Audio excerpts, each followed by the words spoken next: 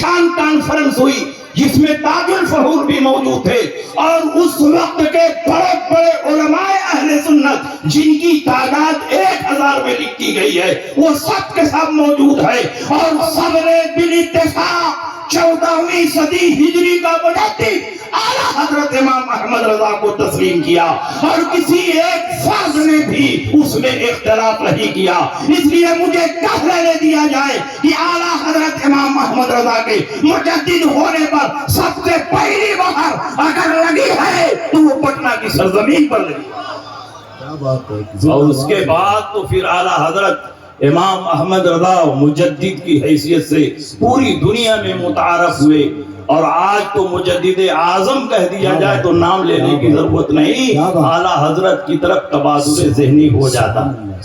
اور بہت پہلے علماء حرمین طیبین نے فرمایا واللہ یقول لو قیل فیہ انہو مجدد ھذا القرن لکان حقا و ثواب، خدا کی قسم ان کی تحقیقات اور ان کی تصنیفات کو دیکھ کر یہ اندازہ ہوتا ہے کہ یہ اس دور کے مجدد ہیں۔ اگر ان کے مجدد ہونے کا اعلان کر دیا جائے تو یہ بات غلط نہیں ہوگی بلکہ 100% صحیح ہوگی۔ اعلیٰ حضرت دین و سنیت کی پہچان، اعلیٰ حضرت امام احمد رضا ہمارے مسلک کی پہچان، اعلیٰ حضرت امام احمد رضا عشق مصطفیٰ کا وہ روشن چراغ ہے جس کی روشنی سے پورا عالم منور و مجلہ ہے۔ اعلیٰ حضرت امام احمد رضا کو اگر اللہ نے پیدا نہ کیا ہوتا تو اللہ ہی جانتا ہے کہ وہابیت کا سیلاب بلا کیسے روکتا۔ یوں تو اللہ جس سے چاہے دین کا کام لے، لیکن بظاہر ایسا محسوس ہوتا ہے کہ اعلیٰ حضرت امام احمد رضا اگر پیدا نہ ہوتے تو وہابیت کے سیلاب کو روکنا آسان نہیں ہوتا۔ اللہ نے احسان عظیم فرمایا کہ بریلی کی سرزمین پر اعلیٰ حضرت امام احمد رضا کو پیدا فرمایا۔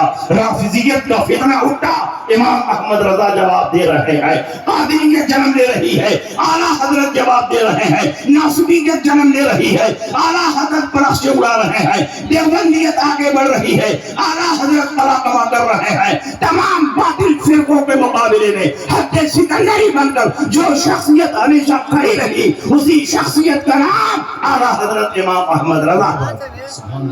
اور اعلیٰ حضرت کی ساری کتابوں کو اپنی جیب خاص سے شائع کر کے پورے ملک میں پھیلانے والی شخصیت کا نام حضرت مولانا عبد الوحید فردوسی ہے، جو پٹنہ کی سرزمین سے تعلق ہے۔ کیا بات، کیا بات۔ اعلیٰ حضرت کے مشن کو آگے بڑھانے میں اہل بہار کا زبردست کردار رہا ہے۔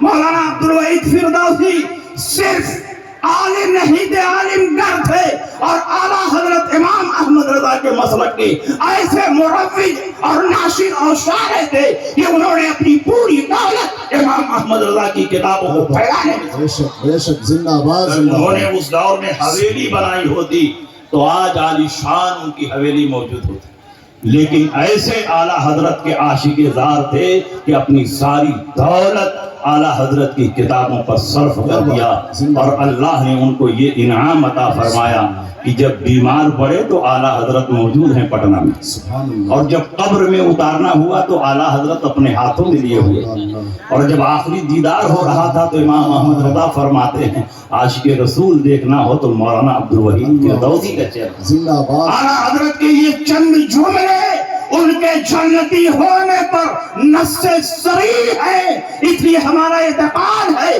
کہ مولانا عبد الوحید فردوسی نے اعلیٰ حضرت کی کتابیں شائع کر کے جنت الفردوس میں اعلیٰ مقام حاصل کر لیا۔ اس لیے آپ بھی مسلک کے مروج بنے، ناشر بنے، اور اپنی حیثیت کے مطابق اعلیٰ حضرت کے مسلک پر لکھی جانے والی کتابوں کو پھیلاتے رہیں۔ انہی باتوں کے ساتھ رخصت ہو رہا ہوں۔ وآخر دعوانا ان الحمدللہ رب العالمین۔